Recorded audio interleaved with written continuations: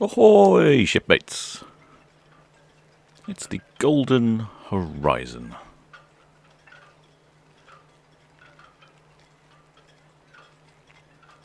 I think this is the first time we've ever had a sailing cruise ship on the channel.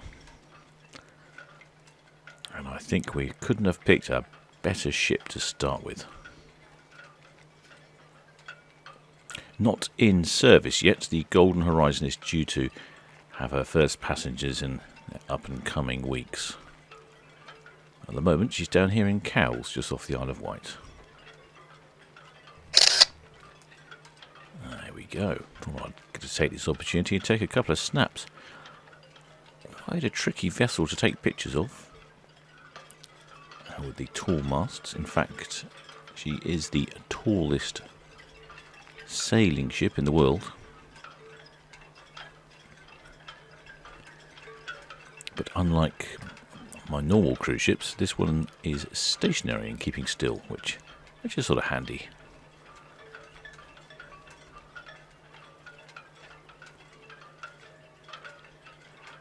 Certainly cast a very distinctive shape out on the water.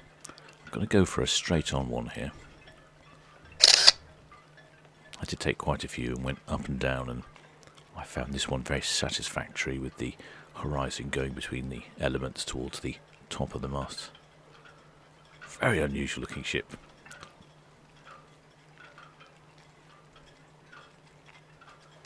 The Golden Horizon is the largest square-rigged cruise ship in the world. The type of clipper sailing boat with such square-rigged sails is called bark. In a way, it's a replica of the famous sailing ship France II, which was built in 1913. The clipper is 162 metres long and 18.5 metres wide. I think it's very difficult to take an unattractive picture of this ship. She was sailing past the Isle of Wight when she arrived with her sails up, but unfortunately I didn't catch that, which is a bit of a shame. At the stern of the vessel here, the couple of tall masts there at the very rear are in fact also the exhausts for the engines on board. A couple of diesel generators, and then there are electric propulsion underneath. The largest mast is an impressive 63 metres high and weighs 24 tonnes, with the largest cross at 31 metres long. Capacity on board this vessel is 272 passengers.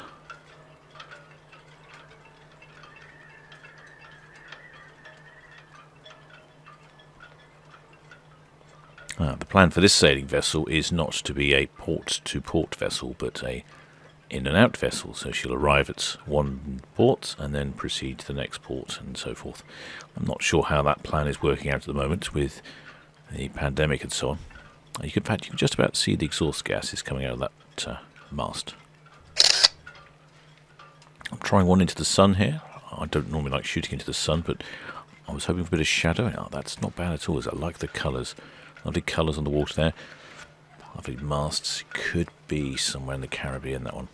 It's amazing how the colour of the water changes so much as you fly around at different angles. Unfortunately, sometimes when you want that particular angle, the water doesn't offer you the colour you're expecting. It certainly does silhouette really well.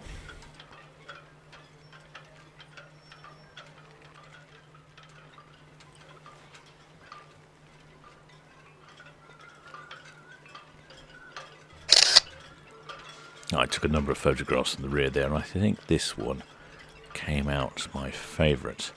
I like the small pleasure craft traffic, lending a little detail, and the shadow at the stern there.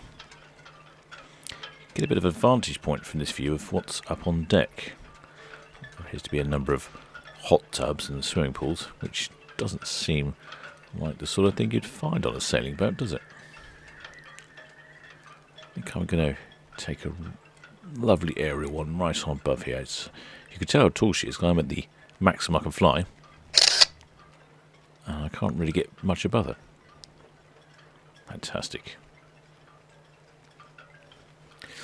I read that all trips are planned based upon the prevailing winds and currents around the world. So she will be at the behest of the wind. Looks like a traditional interior with the old round portholes. That sort of puts me in mind of the sort of Orient Express of the seas. Perhaps something that you might see a murder mystery on. And perhaps Hercule Poirot is lurking in the bar with a rum. Oh, only a short one this time, shipmates. Perhaps I'll catch you on the move another time. Until next time, shipmates.